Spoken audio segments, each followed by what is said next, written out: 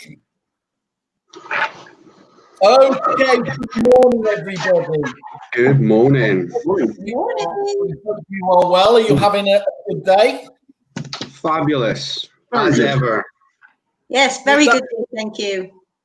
Angela, did you think that was a little bit forced there by Jamie? It was like, yes, I'm really pleased to be here. Come on, Jamie. The pink mic a little bit.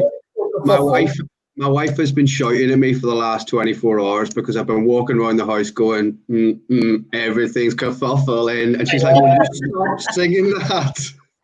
Oh, don't get me going. You know that you're just playing to my ego now, which is I am. On behalf of the property industry, can I just please ask a question? Why have you got a running machine in the background? It's not a rowing machine, mate. No, sorry. That's actually a treadmill. Or was I calling it? No, I said running machine. Yeah. Oh, I don't understand the exercise connotations and things like that. It's yes, isn't it? I did what I always do because whenever I have to exercise or do any sort of sport, I then shamelessly go out and get technology to avoid actually doing the exercise. So that was my whole thing there anyway. But it's all right. It's stopped me being 20 stone, so it's doing its work. I've got a Peloton in my bedroom, and it's the world's most expensive clothes horse. Yep, it's downstairs. My Peloton's downstairs as well, so we can show off about all our shit purchases as much as you want to. So welcome to everybody else. I should say welcome to David as well, and Angela. We are fantastic to have you along here because actually you're the most important one of all. You're the person that's actually, as an agent, experiencing the I Am Sold service. So I think we'll let Jamie and David do a bit of the talking, and then if you want to jump in and say it's not like that at all, or even better to say that's exactly what we're experiencing. So it'd be really good to get your feedback on some of these questions that we're going to be dealing with. And the thing with the show today is really it's around the myth busting around auctions, isn't it, in the UK today? So let's kick off straight away with one of those guys and talk about the myth where it's too risky or scary because I can't see it, didn't have the information up front. So can you give us an overview of what that issue is and how you guys really blow a hole through it? Yeah, absolutely. So where these myths came from, as part of our strategy to continue to try and help our agents grow auction as a sort of key strategy for disposal in the UK and for everyone to embrace it, we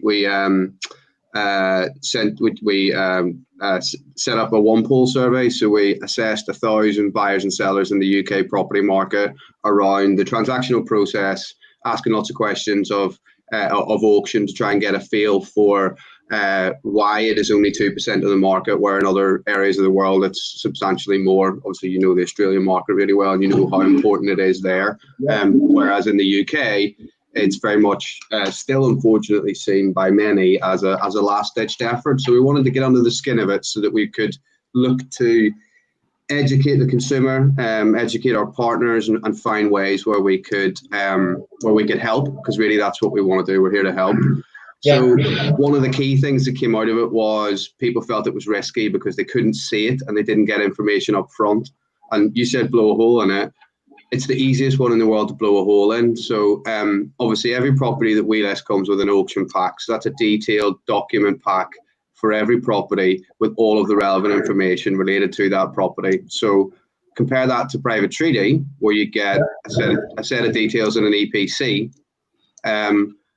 The variance and the range of information that you get on an auction property is so much more substantial that even at the earliest process, before you could even view the property, you can make an informed transactional decision on everything that you need to know about the legal aspect of it. So, I mean, fundamentally, that blows a hole in that. I think there was a lot of perception from the consumer marketplace that you can't view auction properties, which was crazy. So I can't say all of the time, because we do sell some properties where, unfortunately, due to the condition of them, you can't actually get in them, and you wouldn't want to go in them due to their condition and due to their perhaps structural issues. So I would say 99% of the time, on the properties that we sell and the properties that we list, you can arrange a viewing in exactly the normal manner. So if we were working with Ange and Goldfinch on a particular property, she would register the viewing, take the applicant round it, obviously respecting social distancing in the new world, and they would get to see the property in exactly the same way, and then they're going to get considerably more information on the property from a legal aspect way ahead of time in comparison to private treaties. So for me, that's a really easy one to blow out of the market, because everything is there. They have more information, they can make more informed decisions, they're in control, and of course they can view the property. And Gary's just got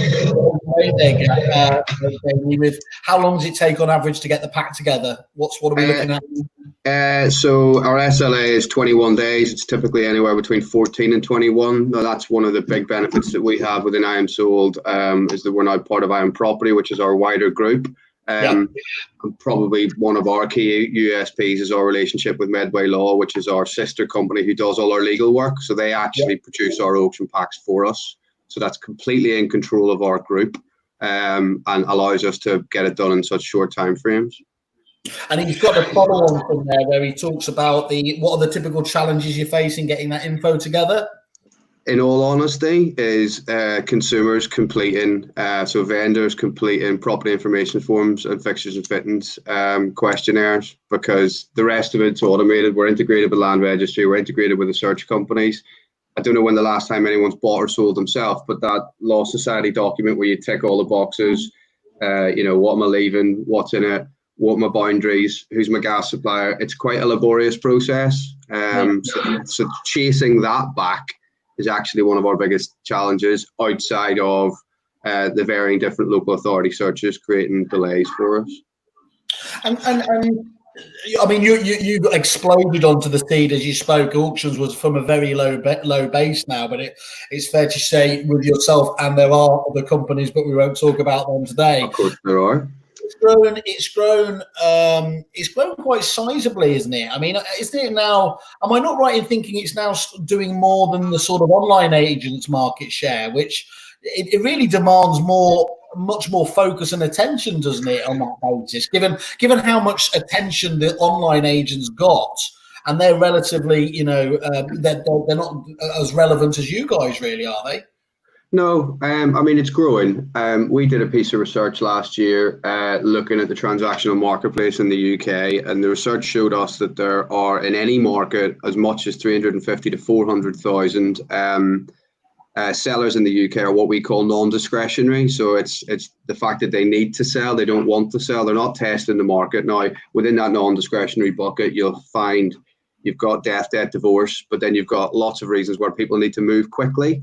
And that's, I think, the reason why it's grown. We're working with more agents. There's more suppliers working with more agents and trying to get auction front and center to realize there's a product in the marketplace today that solves a lot of problems with the transactional process. It helps a lot of clients move quickly, because fundamentally, speed and security are the two key drivers that we push to our agent database, our agent partners, and also for in turn the likes of Angela to push to their clients, knowing that they've got an option that gives a seller more choice rather than just the standard private treaty option.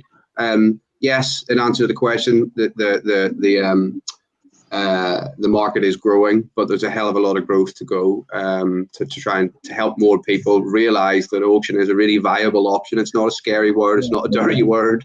It's a solution that's there now that solves problems for people who want to sell quickly and securely. I totally agree with that, Jamie. Yeah. What you were saying about viewings as well, when you arrange that with us from an agency point of view, the beauty for us is that your team actually chase the viewers up and help with the negotiations and things. But I think I was one of them agents that years ago used to think of auction as being the dirty word. I was like, well, if we've got a property, we will sell it on the open market, not a problem. If it's priced right, And yet I had a customer came into our office for some financial advice, and I was chatting to her and I said, what is it you're buying? And she said, I'm buying a property at auction. And she said, it's the only place I ever buy. And the light bulb moment for an agency was, actually, if I'm not with an auction company, I'm denying my sellers the opportunity of getting their properties out to a wider audience. That's a massive point for us. That one of our challenges is to find that light bulb moment. Sorry, I can't talk this morning. Light bulb moment with agents, because I think all too often we're making a choice for a seller that auction isn't something that would be right for them. Yeah. And actually, what we should be doing is talking about the options that we have as an agency to help you on your next step in your journey. Yeah. And that's what we put into our strategy with yourselves, being able to pinpoint a particular strategy for the customer, be that on the open market, the conventional way, or with yourselves. So Angela, that's really interesting. So, and are the public receptive to it, or is it still a niche, a minority that will accept this? Or do you think this? What I'm interested in is how big this could be. As Jamie highlighted, in Australia, it's just second nature to many parts of that country. Do you think there's any reason why it can't just keep increasing and increasing? No, I mean, I've seen the culture of auctions change. I mean, we've been working with I Am Sold now for, I can't even pinpoint, since that light bulb moment. With 5 years? 5 years? As much as that? I think it's even longer. I would go for 7. But, however long we've been working with you guys, once that light bulb moment was there, I've seen that culture change throughout. I think from an agency point of view, what we just have to be adamant that we do is not push the customer down that route if it's not the right route for them. We still have to be true to the customer's needs. And if it's not auction, we don't put it in auction. But if it is, and 100% is, absolutely go for it. And, but we use auction throughout as well, because if they don't come on the open market on auction from the beginning, it's offered as a strategy moving forward as well. So it's always in the background for us. But I do and see the culture changing. And I don't know whether that's education from our point of view as the agent, because we educate our customers probably a lot better than what used to happen years ago because of that. I guess word auction, you always thought it was last chance saloon. It's always last chance saloon. It was either the very top of the market, like selling a castle or something, wasn't it? Or let's be honest, I think the shitwell properties. And actually, what's really been interesting is that actually the modern method of auctioning have really seeming to put some vim into the marketplace. And I mean, I personally, and I'm not just saying this because you're on, it's the only way I would do it for the whole speed, speed, time on the market element, everything else. I don't see anyone else explaining to me why an auction isn't the best possible way to, the most efficient way to get the best price out of it. So I know I'm in a minority there, but really I think just as that information seeps out, and it is kind of by osmosis, isn't it? Over time, as people witness that properties like theirs are going via auction, that's inevitably going to change, isn't it? Yeah, I think, Simon, one thing I was just going to say was I'm obviously involved in the recruitment side and in inviting agents onto the partner network and onboarding them so they understand the product. I think a huge shift has also been that a lot more agents now are aware that there are different routes. And it comes back to, I think, what Jamie said and what Angela said as well. It's not about pushing auction or pushing private treaty. It's about an array of different options for a vendor to take and allowing that vendor to make the right choice. If that right choice to take it straight away from listing, that's fantastic. But as Angela said, it can be picked up further down the line if and when it becomes more appropriate. There's a really good analogy within the industry. So you look at the lettings market. So you go out to see a landlord, you'll talk to the landlord about tenant find, let only, fully managed, the range of services that your lettings department will offer that particular landlord who's looking for advice. When historically, if you weren't working with an auction partner, you're going to go and have a conversation about selling your property, which says, hi, we put your property on the market and we'll go through this process and fundamentally we'll find a buyer and then we'll enter a legal process that could take up to 16 weeks. And at the end of that process, hopefully it'll have sold, but there's a 30% chance it could fall through the whole way through that process. And that's just what we do. Alternatively, go into the vendor and say, let's have a little conversation about why you're selling, what your hopes, what the next step looks like. And I'll talk to you about the range of selling options that we have. And we'll work out whether which one's the right strategy to start with, which one's the right strategy for you, or alternatively, we start with plan A and have a plan B in the background. It's just common sense to give a client choice. Yeah. I think everyone talks about Australia as well as if this was some magical occurrence that they've done auctions, as they would call it, for hundreds of years. But when we launched with Repeat over there, and our first client in Melbourne was Marshall White, who were one of the powerhouse agents there, and talking to James Connell, who was still one of the founders there, and he says, this didn't happen accidentally. It didn't happen overnight as well. Over the course of 5, 10, 20, 30 years, we educated the marketplace that this was the best way to go. And, and it's really taken that period of time where it is now just, totally embedded into the culture over there. And yes, they do it in a very, sort of, street theatre way and all the rest of it there. But the fundamentals are still the same, aren't they, in terms of what's achieved? Yeah. Fundamentally, that's it. And I think the key for us is just understanding the vendor's circumstances. What's the most important thing for them? If they want to test the market and they're not quite sure where they're looking to move to, then auction's probably not a solution for them. Yeah. But if they want speed because they need to move forward with another opportunity, or they're relocating, or probably about to be very common, they're divorcing after being locked in the house with their partner for 3 months, give them a choice that fits their needs and their circumstances. It's just very, very straightforward. And our goal as a business is to educate the market, educate our partners, to help them in turn offer that right advice to the client. It's not going to be right for everyone. It's not a solution that works particularly well in chains, but fundamentally, I'll say it 1,000 times, it's about giving the client the choice. That's right. And I think that choice was always fundamental for us, why we work heavily with I Am Sold, because we can offer that choice. So, we either can have a seller sell a property that with no fee, we have sell unconventional, or they can pay an upfront. I think given that choice and matching that up and marrying it to the seller's needs and offering that strategy is, I Am Sold have played a fundamental part in allowing us to do that. That must be such a fantastic tool to have in your kit bag, Angela. When you're pitching for business, whether it's on the phone or obviously at the appraisal, to be able to, for the right person, they might have been seeing online agents where obviously the fee is under a tremendous, a microscope as well there. So to be able to bring that out must give you a lot of flexibility and indeed options. Yeah, completely. And it opens the doors, if you like, to so many more opportunities as an agent. If you have a seller who is just price, orientated, to be able to say, well, actually, we can sell you home for free, and it's not going to cost you anything. Why would you ever lose out to anybody on that basis, wouldn't it? Yeah. It's almost like to be honest, I wanted to almost end the webinar. Are we really just wasting our time with everything else? It seems, again, I know I look at things simplistically, but it just seems like just such an obvious point there is, which we know, look, the Brits are terrible for saying, I don't buy on price.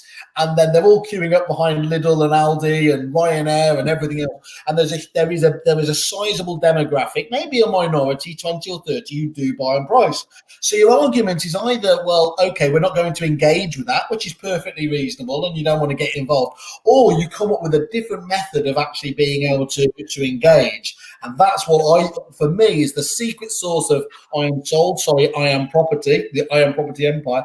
That's what I believe is the benefit here. Yeah, I think the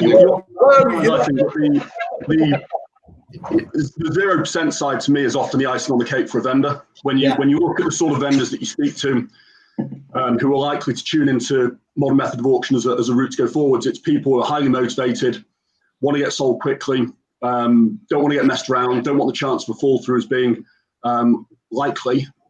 Often that 0% then is the icing on the cake on top of those two motivations. Yeah. Well, this is why, David. If you find that when you start pitching. you're his favourite. Graham Wilson, for people who used to know, he used to be relevant, but not anymore. Graham, Yeah. I already knew that, Graham. Can he still type? I'm surprised he did that. Good stuff. Okay. Someone to the Jamie. Yeah. There's a good question there from Gary Hardy again. The fear.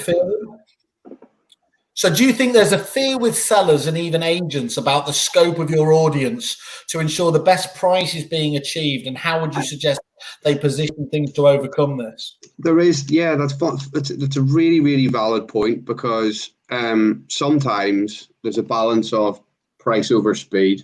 And it's the agent psyche is every single person wants the very best possible price that they can get for their property. But in actual fact, if they could sell their property at a price that they're happy with, at a reserve or above, which they know they can move forward with confidence on, and actually get that deal done in less than 50 days rather than, an industry average of over 100. Yeah. Sometimes that's more important, and we can have experiences with our network where an agent might say to us, I think I could have got a little bit more for that. And we can say, do you know what, you possibly could. How long would it have taken? Would it have had security? And what is the chance of it falling through? What the vendor wanted was speed and security. That's what they got. They got a price that they're comfortable with, that allows them to move forward with confidence. They're very happy. The buyer's very happy. The agent is going to get paid a good fee and reduce their workload and get that revenue faster. In principle, what the price achieved, the argument over could I have got a better price? Potentially, yes.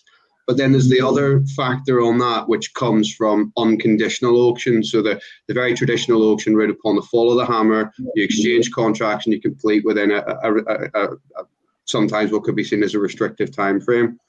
That's where a lot of the legacy thoughts around getting a bad price comes from, because fundamentally it's quite a restrictive process and it alienates most mortgage purchasers. And that's why, to come back to one of the earlier points, Simon, that's why we've seen that kind of exponential growth within the modern method of auction, because we target not just the investor buyer, but the mortgage buyer. 50% of our buyers buy for their own use. 48, David, help me out, 48% of our buyers buy with a mortgage. So fundamentally, we've got a larger marketing pool of potential purchasers, which allow us to not get that perception of an unconditional auction price where you do fundamentally get a little bit more, especially in the resi space. Yeah, okay. Well, it clearly impressing Gary, because he said, personally, I think it's a great way to sell, particularly as the industry timescales for a transaction seem to be getting worse, not better. What a great solution. So that's great. I think we've done that one. That myth exploded there. Let's move on to the second one. So this myth is around, look, I can't do it as I don't understand the process. It's too complicated. It's only for professionals. Private treaty is the only way to sell a property. So who wants to pick up on that one? Go on, Ange. If we can do it, anybody can do it. And I'm not telling you, but it is a belief in the product, an understanding of the product, and training and support from you guys, from I Am Sold, that has allowed us to be able to become 2020 partners and be able to really take, auctions by the balls, if you like. So don't be scared of it. There's no need, there's lots of support from I Am Sold. I've got an auction coordinator. So within our business, one of the team members, well, there's two of them who are actually responsible to coordinate the auction. So I do quarterly strategies with them, keep on target with them with regards to how much we are earning with them and how much we're selling. But they completely believe in it as well. So from an agency point of view, don't be scared of it and have somebody that champions it in your office and then feeds that kind of positivity and knowledge through to the rest of the teams. So, Angela, that's great to hear. I mean, obviously, it's fantastic. These guys clearly have a very hands-on approach with you, supporting you all the way through. Being honest, how long was it before you kind of felt the team felt comfortable with the proposition? Was it very quick? Was it weeks, months? Give us an idea. Each person was different, if I'm honest. Some people took it and embraced it from day one and got behind it. Some people, it just took a couple of training sessions or phone calls to say, right, I don't understand this, or what does that mean? But the teams from I Am Sold were always on the other end of the phone or came into the office to do one-to-one. So, you know, everybody got to where they needed to be, but it's like everything, isn't it? Driving a car, you get to that end result, but you do it differently. There's the penny drop moment that you talked about, Ange, for you as a business owner, but then there's Simon, there's the penny drop moment for the people in the branch that are doing the do. Very often we see that penny drop once they've completed a transaction or they've closed a successful auction, and, you know, they get that feedback from the buyer or the seller, and they get that knowledge that, yeah, actually, hang on, this works. Because, you know, as a nation, as an industry, we are quite slow to change sometimes. I think you do find people get that penny drop moment at different stages, but for me, it's probably when they get their first own case study that they can touch and feel, and it's theirs, and they can relate it back to clients' future and current. And I think no different to anything in our industry, it's just the experience, isn't it? Competence and confidence. So once you're competent in something, you've got that confidence, that kind of, you can embrace it and move forward there. But I think, you know, speaking from an agency owner, there should be no agent out there in this day and age that doesn't have I Am Sold on their books. Can we stop there? Yeah. I do think one thing I was going to add to that, Simon. Jamie, if the pubs were open, I'd have said yes, but we've got to go on, I'm afraid. Can I pick up just on a couple of things there? So Angela mentioned the two roles, an auction champion and an auction specialist. So what we try to build and grow within our partners is an auction champion, and Ange has someone in each branch who is the person that brings it up in morning meetings, the person that makes sure that when a valuation's going out, have we discussed it? Have we got the point of sale materials in your folder? Have you got what you need? And that person works then in association with our auction specialist. So Anna looks after you, doesn't she, Ange? Yeah. Anna's amazing. She's been with us for years. She's been working with you for years. She's like an extension of your firm. She gets on really well with all of the team. But she's there to support on each transaction, end to end, working with you, working with all the applicants. And then we've got, in addition to that, key account managers. So obviously David looks after you.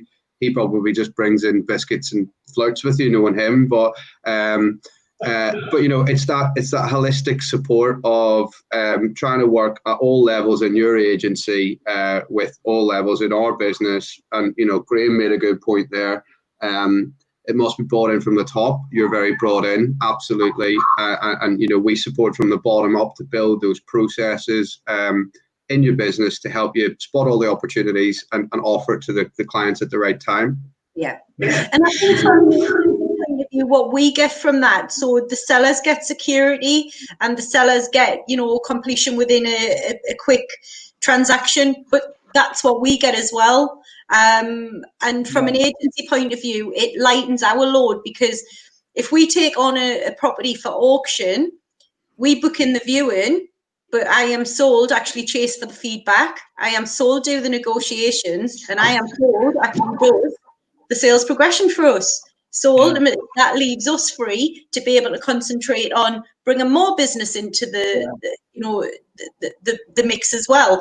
So for us and for an agency, it works really well. And I mean, we had much needed revenue coming in through lockdown from I Am Sold, because we had people who'd viewed properties pre-lockdown that then went on to offer and paid their deposits. And because we're a 2020 member, you may want to elaborate on what one of them is for the agents out there, but essentially that just meant we got our money within 7 days of the transaction being agreed, rather than, you know, later on. So we seen a steady flow of income coming through to us through lockdown, which was there's a lot of businesses that have been, and I always make that point. Look, me and Jamie, and indeed David and the guys, we used to pass the Supplier of the Year trophy back and forth between the two.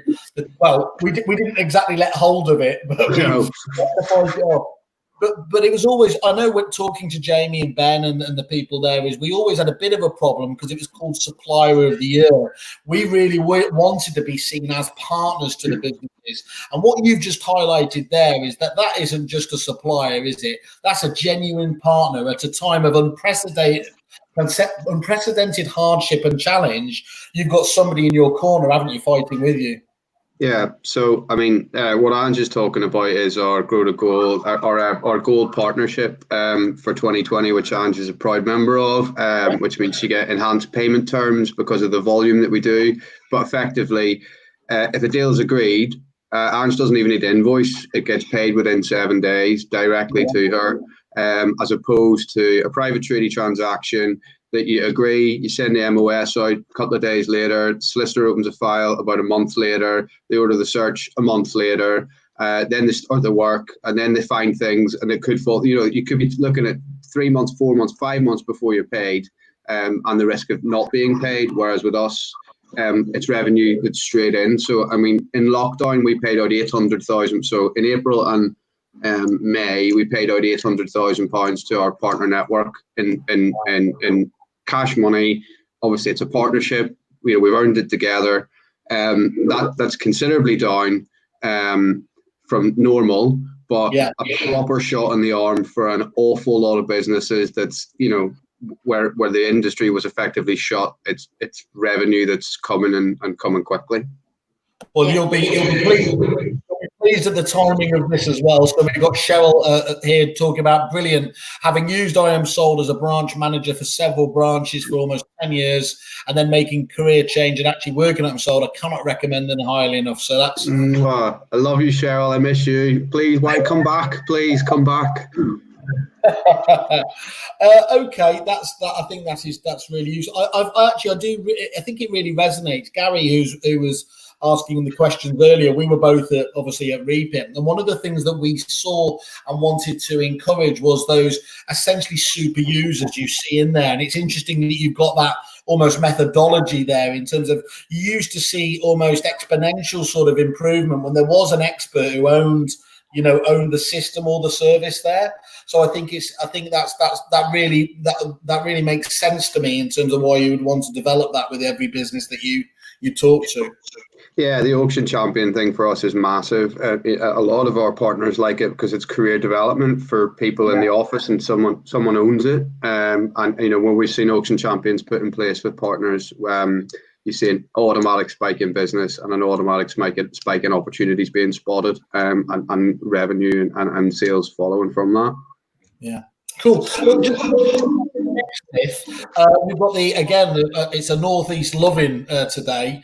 We've got the amazing Charlotte Campbell here. Do you think there is still a lack of time taken by agents to really understand the motivation of the vendor? So this is touching on the previous one more than this one, but what do you think about that at the point? Do you want me to answer that from an agency point of view? Yeah, I'd love you to. So, yeah, I think we are still in a world where it is so easy for an agent to go in there and undercut a fee, overvalue a property just to gain an instruction without absolutely having any idea about what that seller's strategy is or even their need to sell a property. And it's lazy. I'm sorry, it's really lazy sort of strategy to have as an agency, but we see it all of the time. And certainly here in the Northeast, we've seen it since we've come out of lockdown, just agents driving their price down. It's a good job. It's a good job you said that, because Jamie couldn't have done that without it being a Ratner moment. No. Yeah, I appreciate that. But I mean, I don't want to. Sorry, go on. No, go on, Ange. Over to you. I've always, since we've had Goldfinch, it's always been about the customer. It's always been about helping that person with their onward plans. I've That's the culture in the business. I've trained the teams over the years to understand it's not the bricks and mortar, it's not what we get at the end of it, it's about the seller. And I've understood that for years and years and years. And the advantage is, Ange, isn't it? The advantage is, whilst the competition aren't getting that, for agents like you've got the advantage, haven't you? Yeah. But there is also still a lot of sellers who are price orientated. So effectively, we will lose business for that. But then generally, we pick it up when the other agent hasn't been able to fulfill their seller's expectations with the higher listings and valuations, and then we can bring it on with us, and quite often either put it straight into auction because of the security and the speed, because sellers at that point have wasted a lot of time. They've generally been on with an agent for a couple of months, and then they get to a point where it's like, right, I really do need to sell. So that's where auction comes in as well. So just avoid the short termers and play the long game, and actually, again, this just fits in perfectly with that. Yeah, I think to pick up on Charlotte's point, as an industry, we follow processes when we're booking market appraisals, and we're very good at asking questions about the property, and we'll make notes about it has gas central heating and UPVC double glazing, and recently added a sunroom. All of these things we will see when we come to visit the property and ascertain a strategy in terms of moving forward. I think we could be better in terms of asking questions about what they want, what's the most important to them. Have you got an idea of when you'd like the matter completed by, when you'd like to move on? What's the driving force for this? Asking me to come out and give you some advice. So I think, understanding that motivation, understanding their drivers at the offset puts you in a better position when you go to see them. I was going to add one thing to that. I think there are a lot of agents that are very good at getting to the root of what a vendor's motivations are. I think the challenge is that with private treaty, there's only one course to go down, and when you look at a highly motivated vendor, the only difference really you can make with the single route of private treaty is to affect value, which is quite a difficult conversation. And that's why I think getting to the root of the motivation of a vendor and then having options that cover that specific vendor's needs is where auction sits perfectly for them. David, obviously you've got some amazing agents using the I Am Sold service. What do you see as the difference between those that that really maximise the I Am Sold service and maybe those that aren't seeing the same benefits? Is there? I'm assuming it's whether you throw yourself into it, but can you elaborate on what the difference is? Yeah, I think a large part of it is from the business owner and the buy-in at the very top. How important an emphasis they put on the branches and the staff to carry this not just as being a last-ditch option or something to mention if someone asks, but actually having it front and foremost as being very much as important as private treaty. I think from an engagement point of view on training and the likes of, so we talked about training earlier as being launching agents and getting them to understand the product, but it's about the buy-in thereafter.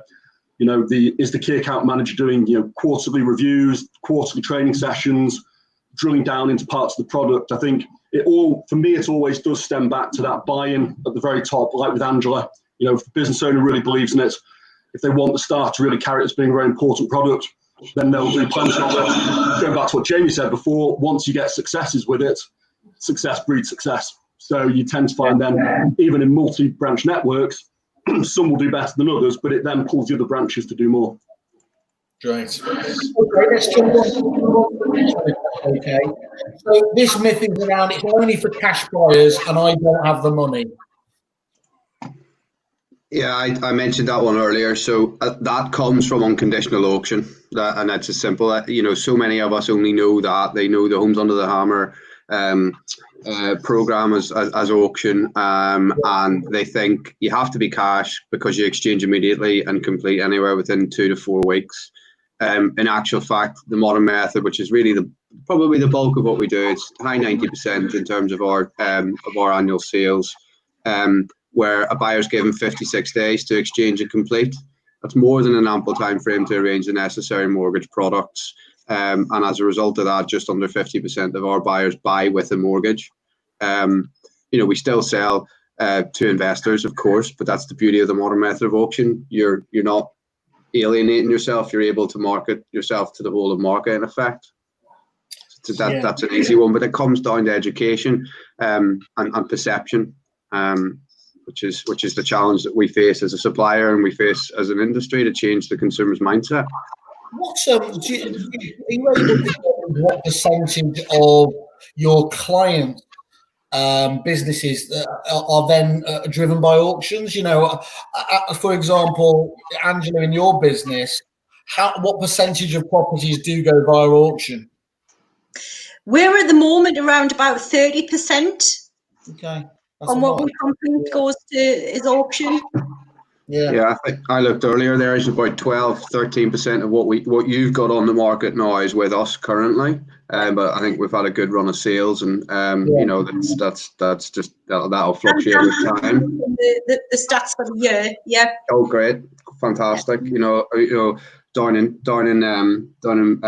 Bradford and Yorkshire, the guys in Robert Watts that we work with there, that's quite common. About 30% of their annual exchanges will be through us. From a stock available for sale right now, we've got about 2% of all of our network stock. So all of their total stock, 2% of it's for sale by auction, but we've got partners that will have up to 20% of their active stock being sold by auction right now. So there's a broad spectrum on that, but auction isn't the solution for everyone, but it is certainly a solution for more than what we're seeing now, and amplified tenfold due to current scenarios. We've lost a lot of time in lockdown, and auction is a phenomenal way to get that time back by going into a process that commits a buyer, commits a seller, and commits it to be done in a time frame. If you've lost 2 months because of lockdown, you could get that back quite easily with an auction sale, as opposed to a private treaty sale, which may well even take longer than it had done pre-lockdown, just because of the strain that the industry's under with reduced headcount because of furlough and backlogs and a host of factors. Okay. Auction number 4, myth number 4 rather, and we've touched on this already, is that auction is only for rundown properties. I think we have discussed this, but is there anything you've got in more detail about what you would have to say about that? Can I share my screen? Of course you can, yeah. You should be able to can you just... Yeah, got it. You got that? Sharing the one on Sandbanks, that was a mega one. Right, so Sandbanks, the English Riviera. Is this on screen? Yep. You got it okay? So we saw this in 9... on there. I don't know if... can anyone else see that? I can't see it. Okay, I've got it. Wait a minute. Ta-da. There you are. Right, okay, so we sold this with our partner Edwards Estate Agents, and this is the fundamentals of it having absolutely nothing to do with property. It's all about the circumstance. Just to clarify, 4 doors down, there's a property available for sale for 17 million. Wow. We listed this during lockdown. Early discussions in April. The vendor had it as a second home and a holiday let investment, but he wanted out of it. We agreed a starting price of 925 and a reserve just under $1 million. We opened for viewings on the 21st of May and had 10 viewings by the 26th. We sold it in an online auction on the 28th, 9 days after we listed it, to a cash buyer for £15,000 over $1 million. So, I mean, that has got nothing to do with being a rundown property, being what your mind's eye image of an auction property is. This was circumstance led. A client had a property that was surplus to requirement. It was becoming a headache for him. He wanted it sold quickly. He used auction. He got over and above reserve to a buyer who's secured in a fixed time scale for completion. I mean, it is the example, and that was in lockdown that we did that, or well, just at the edge of lockdown, I should say. I think one of our strongest messages is that it's got not, and Angela said it, and you'll hear it from anyone who works from Sold, it's got nothing to do with the property. The property is the property. It's the circumstance of the client. Fundamentally, what do they want? Now, yes, we sell lots of terraces, lots of rundown properties, but again, that's circumstance led. That is the fundamental. It's looking at what the client wants, matching it to what you can give them that suits their needs, and finding a solution that works for them. And you concur with that, Angela? Yeah, you know, when you're challenged by vendors and they say that sort of stuff, it's very easy to put that point to bed, is it? Yeah, we've got stats, we've got proven case studies where we sold high end through auction, so we're able to get over that by proven stats. And then we get we get some good marketing material made up from I Am Sold to help us in that. Okay, that's fantastic. Well, I think you've shot that one to death. Now, this next myth, I feel a bit of a sham putting this to you because actually it doesn't feel like an issue to me at all. But let's just put it out there anyway. So this myth is where the process is too rushed and stressful, and it's easy to make a mistake. I mean, look. It's like being too honest at an interview, isn't it? I'm just too honest. I work too hard.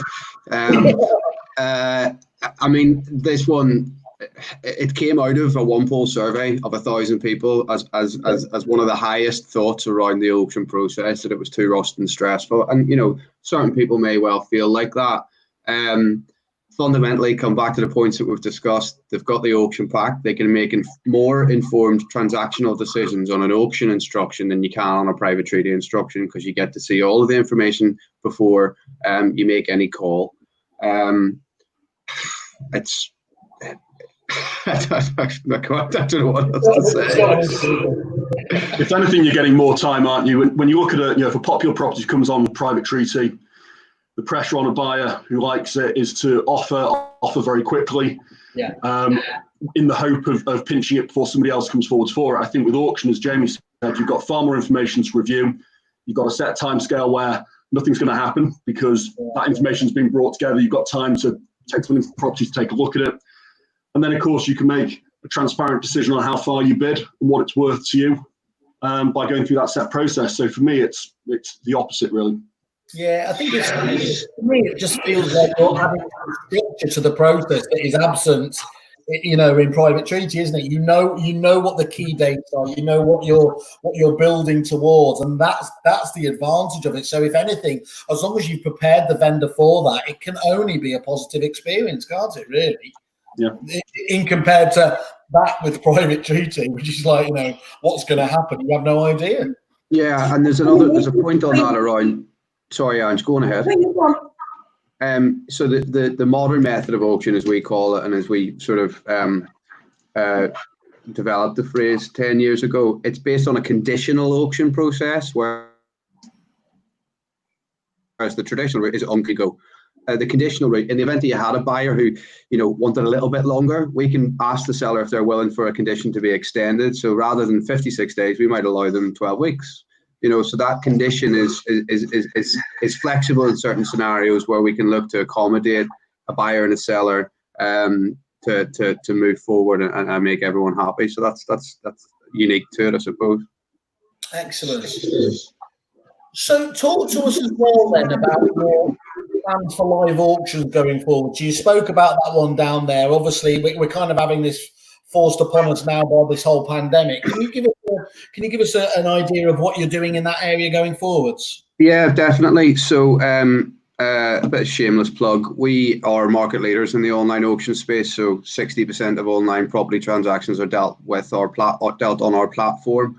As a result of that, we've seen less live auctions, less frequency over the years. You know, we used to do 90 live auctions a year. We're now doing about 30. Obviously, that's pre-COVID. So we've transitioned what would have been our live events onto our online platform for an interim period, and you know, things are moving as we would expect them to, which is great. But we are looking at incorporating some virtual auctions into the mix of our service offering. You may remember years ago we started to build a virtual auction platform. We called it Project Horizon, and we stopped working on it, and kind of regretting on that a little bit now. Because it would have come in very handy. But our view is that we like to have a selection of strategies available to offer our partners and in turn their clients. So I think by the end of the summer, we'll be incorporating some virtual auction capacity, either that's national weeklies or bi-weeklies, bi-monthlies, just to support our partners. I think the reality of it is, the online auction process that we operate on an individual property by property basis really benefits the vendor, because we're able to auction the property when it's at its own natural peak, as opposed to waiting for a predetermined date that we set, you know, a week ago, 3 weeks ago, 3 months ago, a year ago. It gives us that, the online process gives us that flexibility, but still we want to have a spectrum of disposal strategies within our offering. So yeah, virtual auctions, I think by the end of the summer, just to complement what we were doing. And I think we'd like to get back in the live room when you're allowed more than 6 people around you. That would be nice. Yeah, it would be. It means you didn't take the opportunity there to blame your partner Ben on being the one to say, let's pause Project Horizon for the moment, because that's what I was. Simon, it was me. Him and I disagreed, and I said, "Can it? We don't need it." Don't blame him. Okay. Teams are good. I've taken the teams that, you know, we've attended the auctions on the night. We've had sellers in the room, and I think, you know, it's a nice buzz, and again, it's a nice handle on that. So I think being able to operate virtual is good, but it will be nice to think we can get back into the room as well at some point. It's nice. I sat in on your one. I think it was your debut with Pygott and Crone, which obviously was, and it was incredibly well run. I think for one reason or another, I almost ended up with a property in Lincoln where I wasn't really planning, because it really does, you know, it gets the juices flowing, doesn't it? You can certainly see if you were in that zone as well, you know, how it works basically on the basis of that. I mean, can we just talk about? I mean, we've got a real life case study in front of us. It's fantastic to be able to hear from Angela there. What about other clients? Are there other businesses, other case studies you can give just a very brief overview in terms of how it's working for them? Yeah, I mean, you know, we work with 750 different businesses across the UK, ranging from corporates down to individual business owners and individual franchisees of larger groups. We've got different tiers of partnership: gold partner, partner and associates, businesses that use it for different reasons and incorporate it into their own strategy for different reasons. You know, DB Roberts have been a client of ours down in the West Midlands. Fantastic business. We've worked with them now for probably 9 of our 10 years of trading. And we've just built on strength to strength to strength with them. We probably do 150 sales a year with them. We've managed to forge a relationship with a local housing association as their auction partner. So they were able to win a big instruction from a housing association. So in addition to the 150 sales that we do with that, we probably do another 100 sales a year. And for them to have us to help them win that from a competitor was a great achievement for them. And we form a big part of what they do. We've got a great relationship. We were actually supposed to be going to see Queen in Manchester on Thursday night together, which is really disappointing. No, as in Brian May, Queen.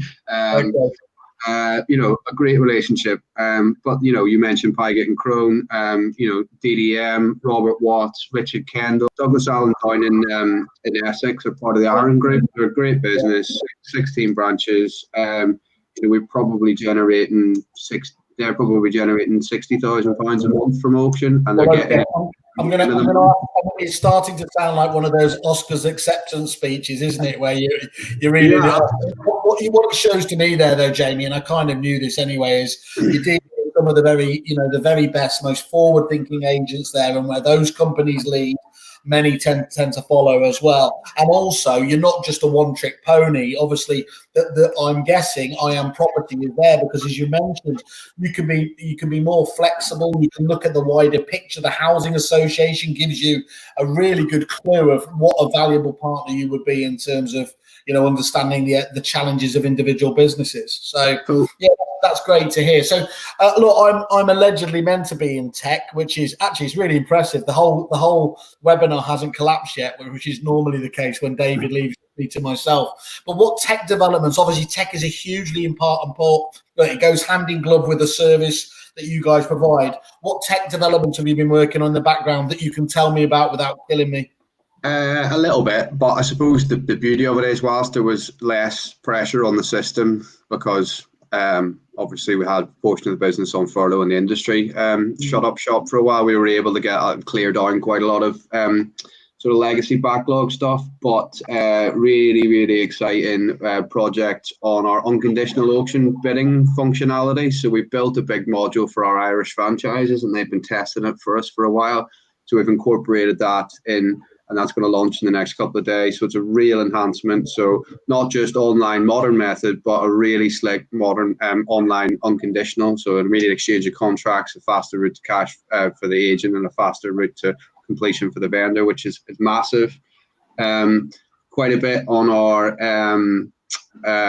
our bidding enhancement process and our customer journey. So that's just pulling together things that we're working a little bit in silo, just to make a smoother customer journey on the online registration and the online bidding process. And then a few things I can't talk about.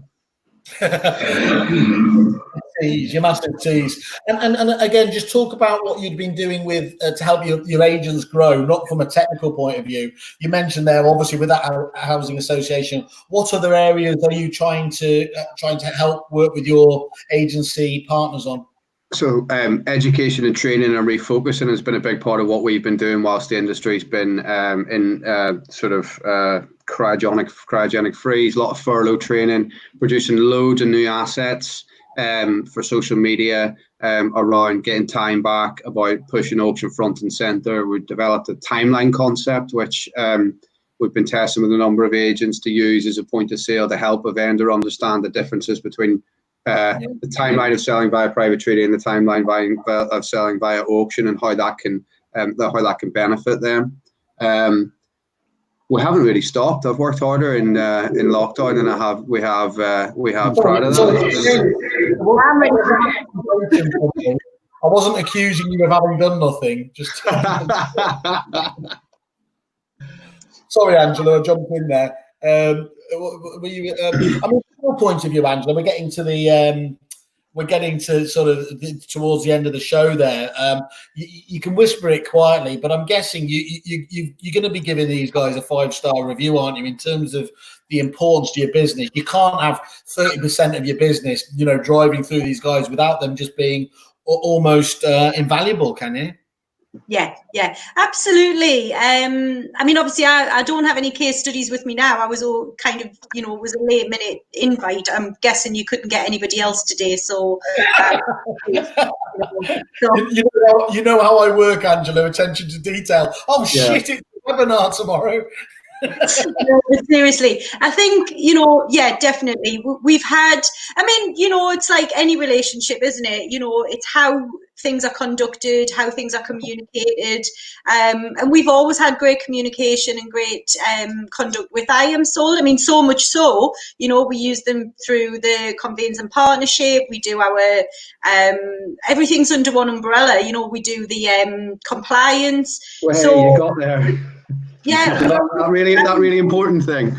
Yeah, everything is so accessible for us as an agent, and the support behind the scenes as well. Our key manager from all of the different departments is just it's brilliant, and saves us a lot of time, valuable time as well. And that's the one thing we don't have in abundance, isn't it, on everything here. We've spoken about, obviously, the benefit for the agents. And Angela's spoken very eloquently about, obviously, what it does on just about every level there. Can we talk about, again, though, your findings from, I think you've done some polling with the consumer. Can you give us some sort of, how they actually see the process now? What are their changing views on this? Some of these will come as no surprise. So we asked 1,000 home buyers and sellers in the UK via one poll. 58% of homeowners think that the way we buy and sell properties in the UK has to change. I don't think that will come as a surprise. This is really interesting. 71% say it's very important to know that the other party is committed to going through with the deal. So, that's massive. The government are trying to push for commitment, the idea of reservation agreements. We're the largest producer of reservation agreements in the UK. They're auction reservation agreements, but we commit buyers and we commit sellers. And this is great. This one, to finish on, I suppose, 1 in 2 homeowners would consider buying or selling a property at auction if they had a better understanding. So it's the education. That's what it's all about. You know, our goal as a business is to help our partners understand where it helps their business, where it will help clients. But in turn, we as an industry have a much like the Aussies did, an obligation to educate the consumer that it's not scary. You know, unfortunately, most consumers know auction from Homes Under the Hammer.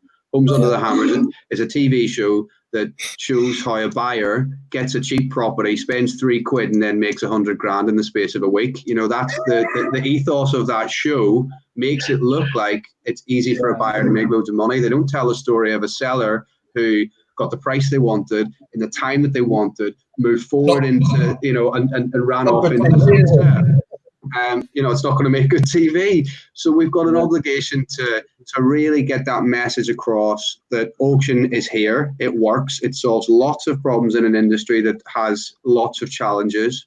And, you know, the more that we can help, the more the industry can embrace that, I think everyone's going to benefit in the long run. Yeah, I agree with you. Well, hopefully we can do our piece in terms of educating at least, you know, the agents and getting on board. Look, I wouldn't be doing my job, which wouldn't be the first time, by the way, but if I hadn't tried to get us, obviously, an advantage for some of our Kerfuffle members. I believe you've been kind enough to put together an offer for those guys. This is where you say yes, otherwise this is going to leave it really awkward. Yeah, absolutely. So a big piece of what we do is taking time with our partners to do a fundamental key strategic stock review with them. So we've got tech at our disposal that allows us to really delve into the types of instruction that a partner has, and actually we can look at a glance and say an agent has 100 properties, we think 35 of them might be suitable. Let's then go through all 35 line by line. Let's talk about how we would position it with a vendor. And the approach to take. So, you know, we can find very quickly within a partner, new or current, opportunity to convert to auction, which fundamentally from the partner's perspective creates an opportunity for a faster route to revenue, which I think everyone's going to be thankful for in the coming weeks and months. Well, that's fantastic. Obviously, you said it's not right for everyone. I mean, I still don't really understand the agent that it's not going to be right for. So, I mean, one thing you didn't do there was you didn't put a price on that. So I'm going to say that's worth £5,000. But anyway, that's the Simon Whale oversell as usual. Standard. Anyone who wants to inquire, go to the I am sold, I am property page on Kerfuffle, or you can email simon@kerfuffle.it, or indeed reach out to the guys directly and just make sure you mention Kerfuffle as well, because I think that's a really useful tool there at a time when people are talking about restructuring their businesses. This is one that they should definitely have on their agenda. Well, I'm not asking you guys because it's a waste of time in there. You're biased. But yeah, I really think this should be a fundamental part of it.